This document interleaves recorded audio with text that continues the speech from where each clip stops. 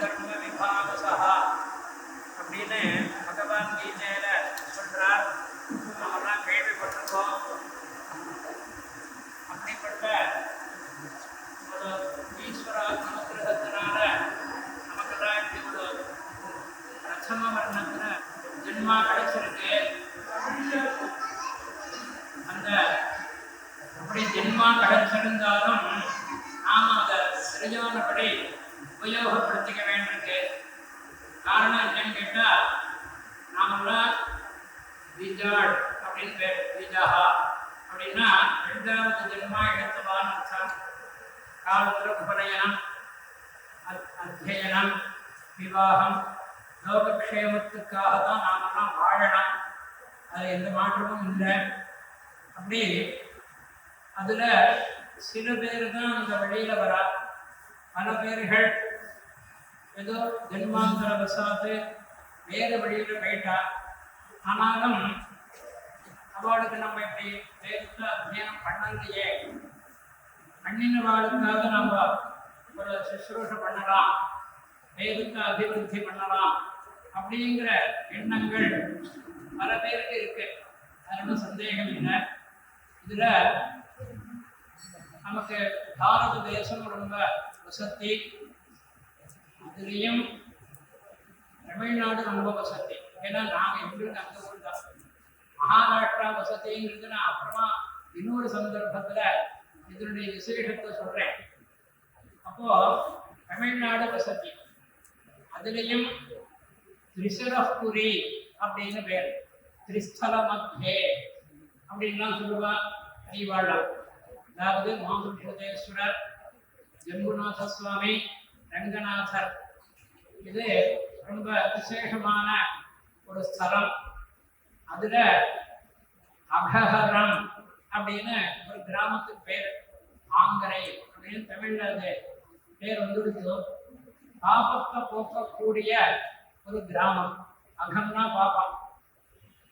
அந்த கிராமத்துல அதாவது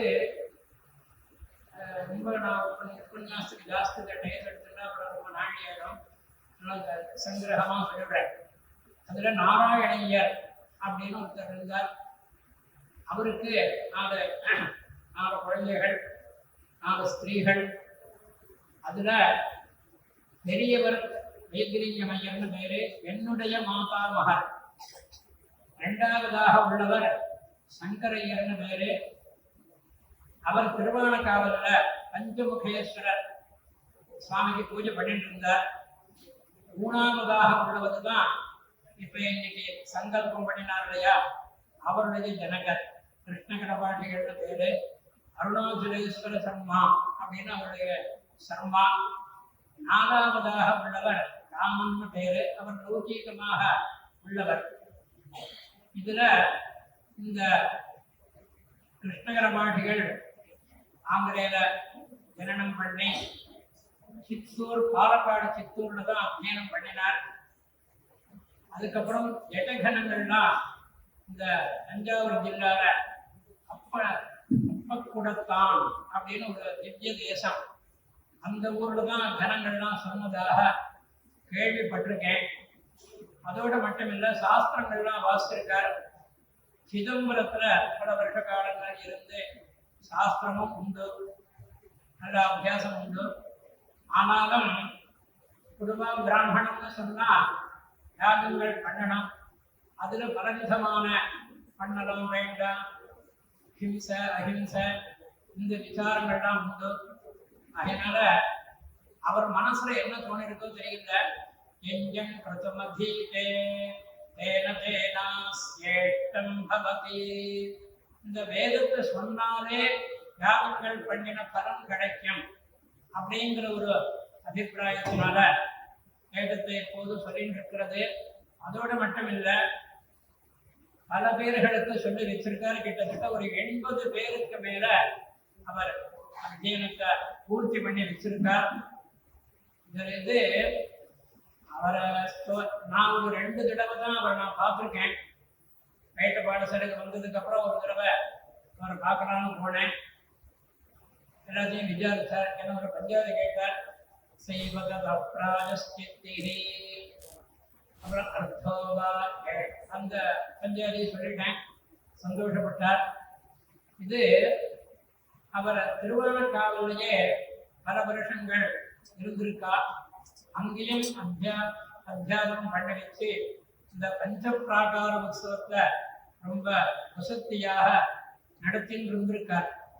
அப்புறம் ஒரு காலகட்டத்துல அங்கிருந்து இந்த கரூர் போற வழியில முத்திரசநல்லூர் பக்கத்துல பழூர் அப்படின்னு அது ஒரு கிராமம், திருங்கா கிராமம்.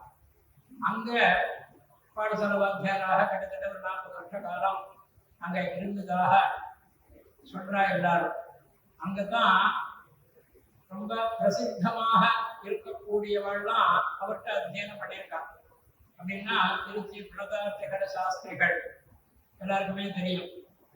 நல்லூர்ல யஜ்ஞேஸ்வர சர்மா அவர், அப்புறம் பரமேஸ்வர சர்மா, அப்புறம் மெட்ராஸ்ல இ.வி. சார், இ. பாலசுப்ரமணிய சாஸ்திரிகள் அவர் மாதிரியே ஆச்சாரமா இருப்பார். அவரும் அங்க மட்டும்தான் அத்தியனம் பண்ணினார். இதெல்லாம் கேட்டுச்ச நமக்கு ரொம்ப சந்தோஷமாகத்தான் இருக்கு. ஆனா முக்கியமான விஷயம் என்னங்கிறத அதையும் சொல்லிவிடுறேன். இப்ப நிறைய பாடசாலை வாத்தியார் இருக்கா, பாடசாலை தயார் பண்றான். அதுவும் ஹைதராபாத்லன்னு பார்த்தா இந்த கம்பெனியில இத்தனை வருஷத்துக்கு ஒரு 40 கார் அப்படி தயார் பண்ணி வெளியில அனுப்புறாங்க இல்லையா, அதே மாதிரி ஹைதராபாத்ல மினிமம் 10 பேர் கனம் சொல்றவாளா தயார் பண்ணி அனுப்பிச்சுட்டு இருக்க இன்னைக்கும் வெங்கட்ராமகரவாடிகள் தான் ஆரம்பிச்சார். இது இன்னைக்கும் அப்படி நிறைய பேர் படித்தவெல்லாம் வெளியில வந்துட்டு இருக்கா. அப்பைக்கும் இப்பைக்கும் ஒரு வித்தியாசம்ன்றது கொஞ்சம் இருக்கத்தான் இருக்கு. அது காலத்தினுடைய ஒரு கோலமோ என்னவோ தெரியல.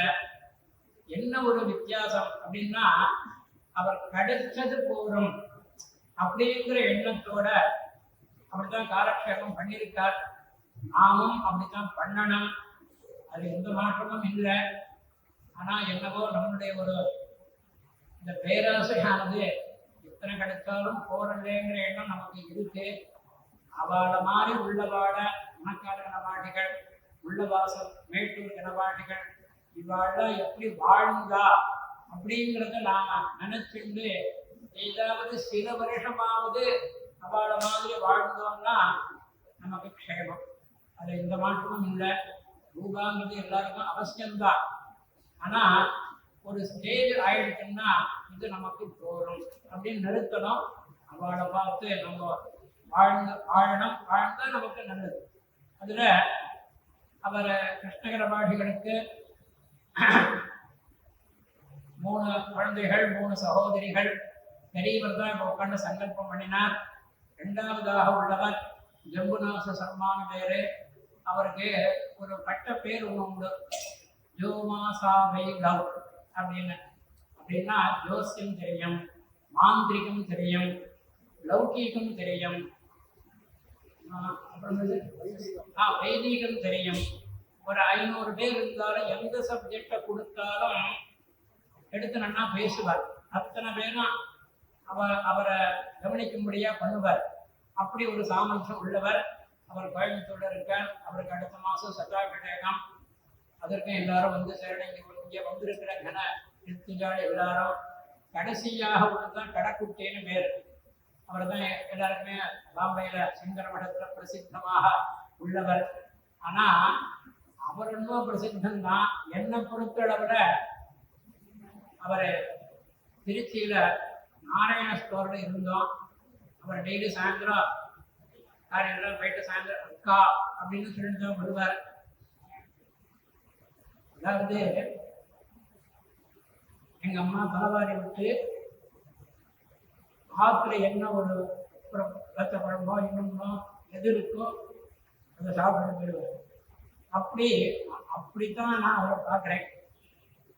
அப்போ அவரு இங்க கிட்டத்தட்ட 40 வருஷத்துக்கு மேல ஆச்சு. இங்க சங்கர மடத்துக்கு வந்து ரொம்ப உயர்ந்த ஸ்தானத்துல லோக பிரசித்தமாக இந்த இடமும் இருக்கு. அவர் மனசுல குடும்பத்துல இருக்கிறவா எல்லாருமே தனபாராயணம் ஏற்பாடு பண்ணணும்னு தீர்மானம் பண்ணி அவர் கிருஷ்ண கணபாட்டிகள் 125 வருஷம் ஆகிறது அவர் ஜென்மா எடுத்து. இரண்டாவது, மகாபரிவாளுக்கும் அவருக்கும் ஒரு தொடர்பு உண்டு. என்ன தொடர்பு அப்படின்னா, கிட்டத்தட்ட சமவயசு காலம் தான் அவள்லாம். அதுல அவரை சுவாமி தரிசனம் பண்ண போனா சுவாமிகளை கிருஷ்ணா ஒரு பஞ்சாயத்து கணம் சொல்றேன் அப்படின்னு பாரா மகாபரிவா. அவர்கிட்ட நெட்டகணம் சொன்னவாங்கிறது ஜாஸ்தி இல்லையே தவிர, ஒரு காலகட்டத்துல இது விகிருதி பாடம் அவசியம் இல்லை அப்படிங்கிறது எல்லாமே உண்டு.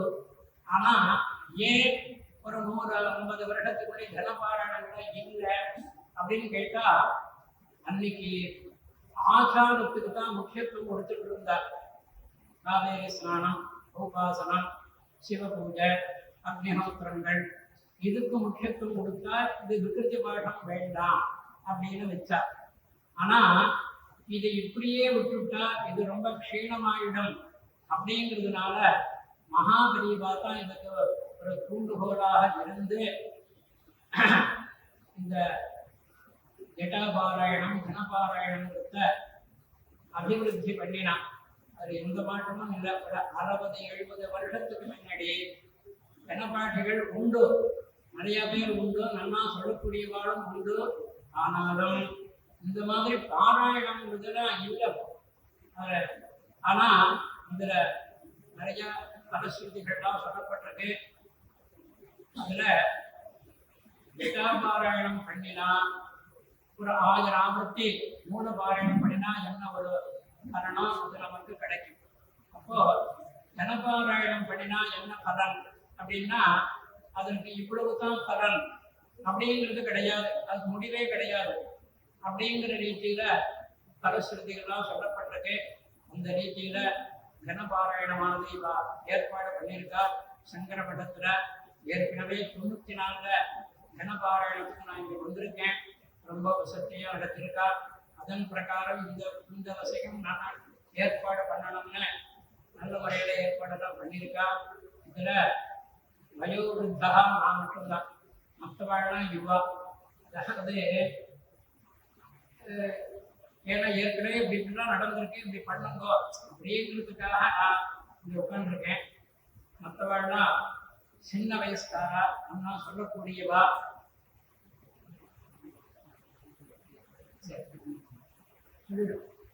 இதுல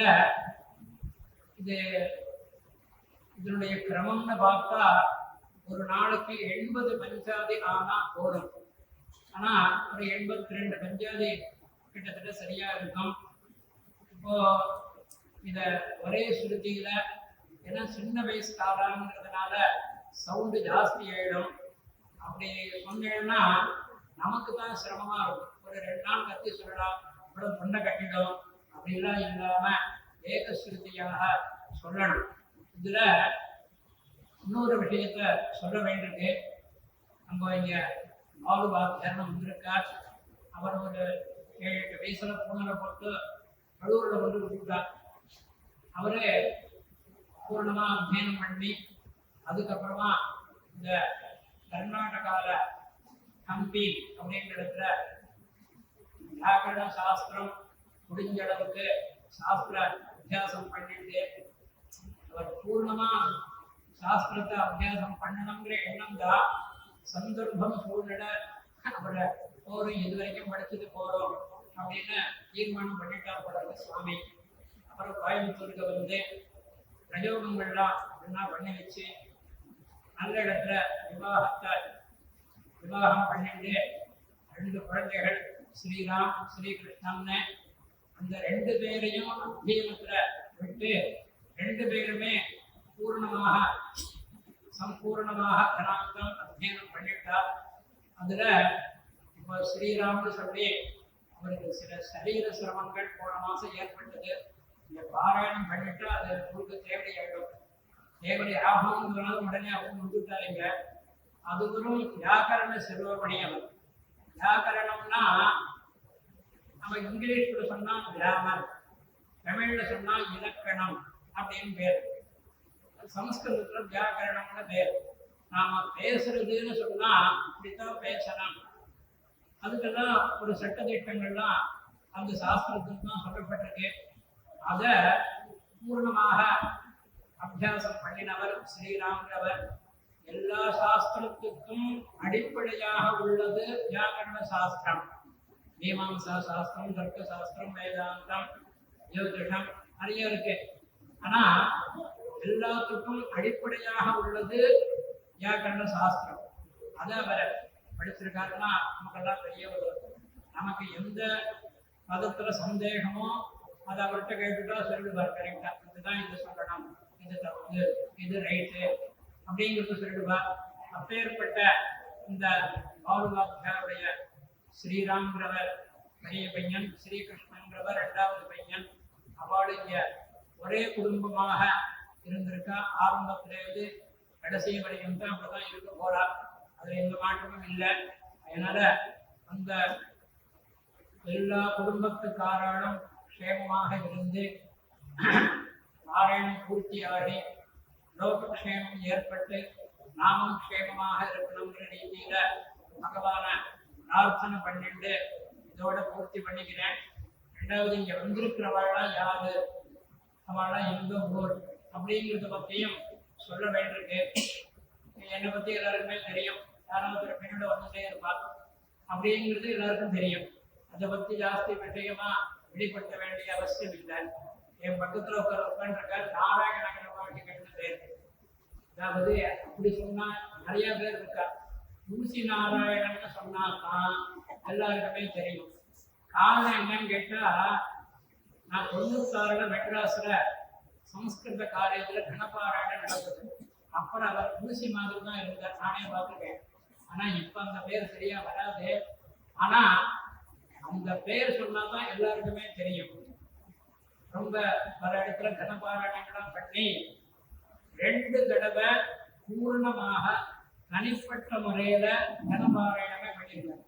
இப்படி 10 பேரோட சேர்ந்து பண்றதுன்றது விஷயம் வேற.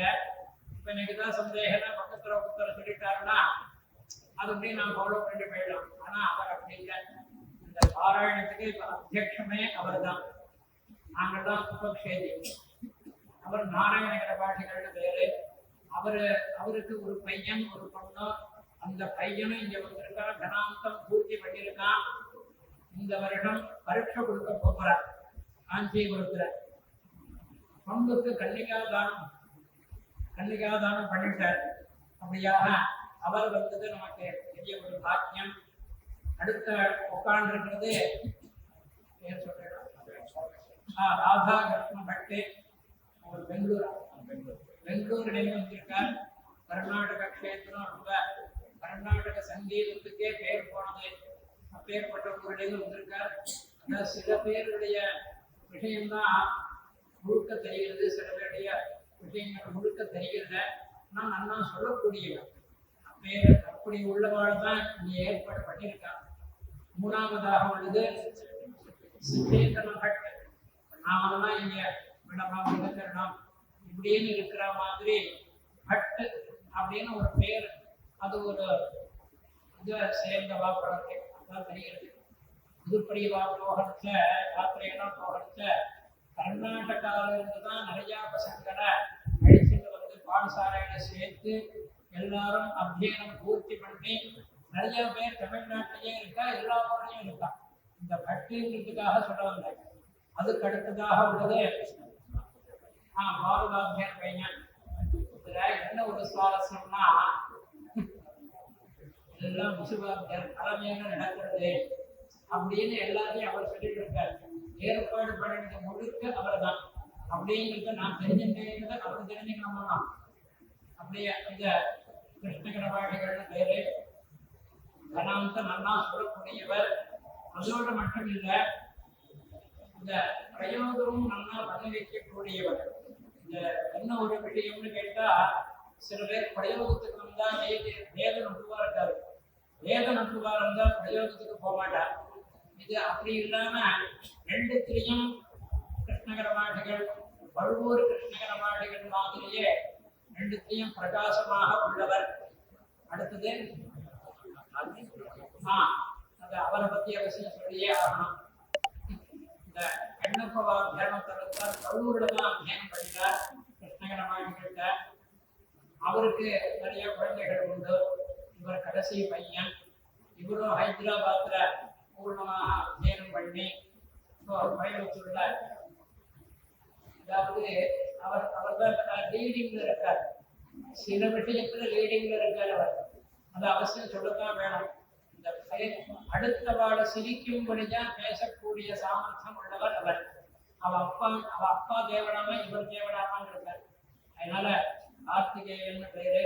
நம்ம சாத்விகர், அடக்கமாக உள்ளவர், சம்பூர்ணமா அத்தியனம் பண்ணி நமக்கு ஒரு ஆவர்த்தி ஆகணுமேங்கிறதுனாலேயே அவர் வந்திருக்கார். அடுத்தது பாலாஜி சண்முகநாச சர்மான பேரு. அவர் அப்பா சண்முகநாசன் பேரு. அதுல அவர் இங்க பல வருஷமா சங்கர மடத்துல இருந்தார். அவரும் பழுவூர்ல அத்தியனம் பண்ணினவர். கிருஷ்ணகரபாடிகளுக்கு அப்புறம் பரமேஸ்வர சர்மான்னு இருந்தார். அந்த சண்முகத்துக்கு அவர் மாமா. அவர் வேதாந்த சிரோமணி. அவருடைய வருமானம் தான் சண்முகம்னு பேர். அவருக்கு குழந்தைகள் உண்டு. அதுல இந்த அவர் பையன் பேரு அனந்தரானந்த பேரு. பாபாஜின்னு பிரியமா எல்லாரும் கூப்பிட்டு இருக்கா. அவர் ராஜபாளையத்துல பிரபாந்தம் அத்தியனம் பண்ணிட்டு ஏங்கிட்டு கொஞ்ச நாள் வந்து ஜடகனெல்லாம் பூர்த்தி பண்ணினார். அது ஒரு பெருமை எனக்கு தீர்மானமா. அப்பேற்பட்ட பாலாஜி என்பவர். அதுக்கடுத்தவர் தியாக பாலாஜி. பேரை பார்த்தாலே ரொம்ப வசதியா இருக்கு. பாலாஜி அப்படின்னாலே திருப்பதி வெங்கடசுவாமி வெங்கடரமண சுவாமி தான். அவர் எது தியாகம் பண்ணினார்னே தெரியல.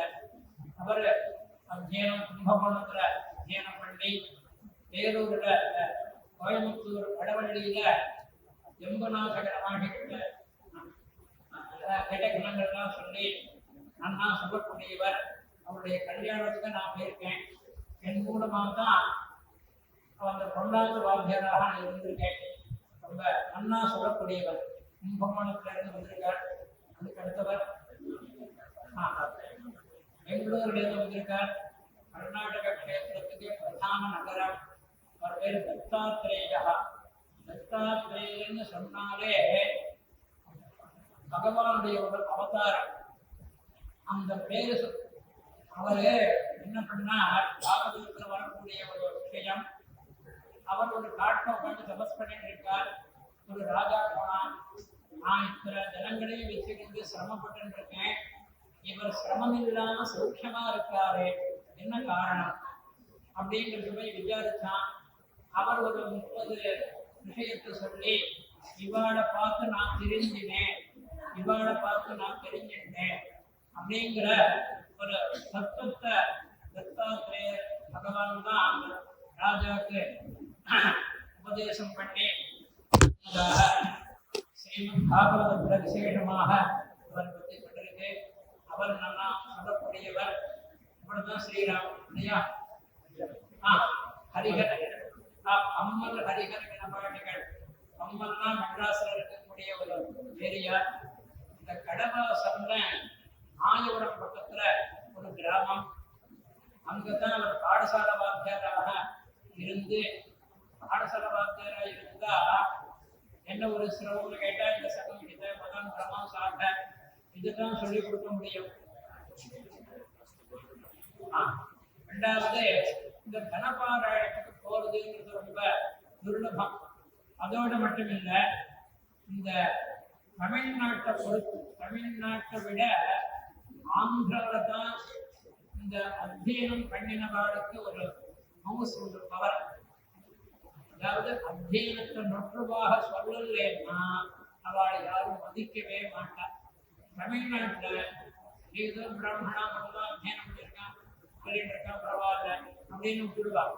ஆந்திரால அப்படி விடவே மாட்டார். அதுல ஆந்திரால போய் பரீட்சை கொடுத்தாச்சுன்னு சொன்னா அவன் எங்க வேணாலும் போய் பரீட்சை கொடுக்குறான்.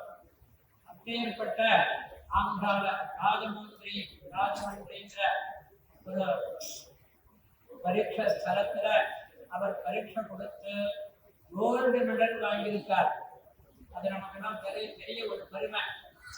எல்லாருமே பாஸ் பண்றா, இல்லைன்னு சொல்லல. அதிலையும் அவர் கோல்டு மெடல் வாங்கியிருக்காருன்னா நம்ம அவரை பத்தி விசேஷமா சொல்ல வேண்டிய அவசியம் இல்லை. அப்பேற்பட்டவர் வந்திருக்கார். அடுத்தது திருப்பதி பாலாஜி, அவரை பத்தி எனக்கு சொல்லி ஆகலாம். எங்கூர் மாப்பிள்ள அவர், அதாவது சந்திரமௌலின்னு திருப்பதியில் இருக்கார். அவருடைய பையன், அதாவது ஒரு பேர் என்ன அச்சுதராமன்னு அவருக்குதான் ஊர், கலைமுத்தூர் ஊர். ஆனா காசியில போய்தான் வாசம் பண்ணினார் ரொம்ப வருடம். அவரோட எனக்கு கீழே சென்று காஞ்சிபுரத்துல நாங்கள்தான் லட்சணம் வாசிக்கிறதுல அவர் பதம் தெரிந்திருந்தார். அவருடைய பொண்ணை தான் இவர் கொடுத்திருக்கார். திருப்பதியில போய் சுவாமியை பார்க்கணும்னா இவரை கொடுத்தா போறோம், வேற யாரையும் பார்க்க வேண்டாம். சுவாமி கிட்ட கொண்டு போய் எடுத்துக்கிறார். இதெல்லாம் ஞாபகம் வச்சுக்கோங்க. அவர் பாராயணம் பண்றாரோ பண்ணலையோ, திருப்பதி சுவாமி பார்க்கணும்னா இவரை பாருங்க. சுவாமி தரிசனம் சிரமம் இல்லாம பார்த்துடலாம். ஆனா அவரும் அங்க பாராயணத்தில் இருக்காரே தவிர பாராயணம் எல்லாம் பண்றதுக்கு வாய்ப்பு கிடையாது. எல்லாருக்கும் பிரசாதம் கொடுக்கறதுக்கு சுவாமிக்கு பாராயணம் பண்றது இதுதான். நமக்கு ஒரு ஆபத்தி ஆகணும் அப்படிங்கிறதுக்காகவே வரலாம் வந்திருக்கா. அடுத்ததான் ஸ்ரீராம், அவரை பத்தி தான் முதலே சொல்லிட்டேன். அதனால ஒரு 12 பேர் இங்க முக்தியோடா மறிச்சிருக்கா. இந்த என் பக்கத்துல ராமகிருஷ்ணன் ஒரு பையன் உட்காந்துருக்கான். அவனும் என்கிட்ட ஜடகணம் சொன்னவன் தான். மேற்கொண்டு இந்த மார்ச் மாசம் 21ஆம் தேதியிலிருந்து 4 நாளைக்கு கணவரட்ச காஞ்சிபுரத்துல அதுக்கும் அவ இந்த ஊசி நாராயண கணபாவுடைய பையன் சிகிவாகனம்னு பேர் பார்த்தா. சிகின்னா மயிலுக்கு பேர், அதை வாகனமாக உடையவர். ரொம்ப வசதி. அவள் 2 பேரும் பாராயணத்தை சிரவணம் பண்றதுக்காக, சிரவணம் இல்லை பின்னோட சொல்றதுக்காக வந்திருக்கா. இன்னொரு பையன் கணேசன்னு பேரு. அந்த பையனுக்கு திருச்சி ஊரு, இவளுக்கெல்லாம் தெரியும். ராமமூர்த்தி ஜோசியர் அப்படின்னு ஒருத்தர் இருந்தார். அவருடைய பேரன் அவன். அவன் மெட்ராஸ்ல குரோம்பேட்டையில என்னுடைய 2வது மாப்பிள்ளைகிட்ட அத்தியனம் பூர்த்தி பண்ணி நமக்கு சம்பாவனை வேண்டாம், 4 பேர்ல சேர்ந்து பாராயணம் பண்ணலாம் அப்படிங்கிற ஒரு எண்ணத்தோட இங்க வந்திருக்கா. இப்படியாக 3 பேர் வித்தியார்த்திகள் அவளும் சேர்ந்து பாராயணம் பண்ணுவா. அதனால நாங்கள் எல்லாருமா சேர்ந்து நல்ல முறையில பாராயணத்தை நடத்தி அந்த பாராயணம் நடத்தக்கூடிய குடும்பத்துக்கார எல்லாரும் அதன் மூலமாக லோகக்ஷேமம் ஏற்பட்டு எல்லாரும் பரம சிரேயஸாக பகவத் பாபாவுடைய பாதார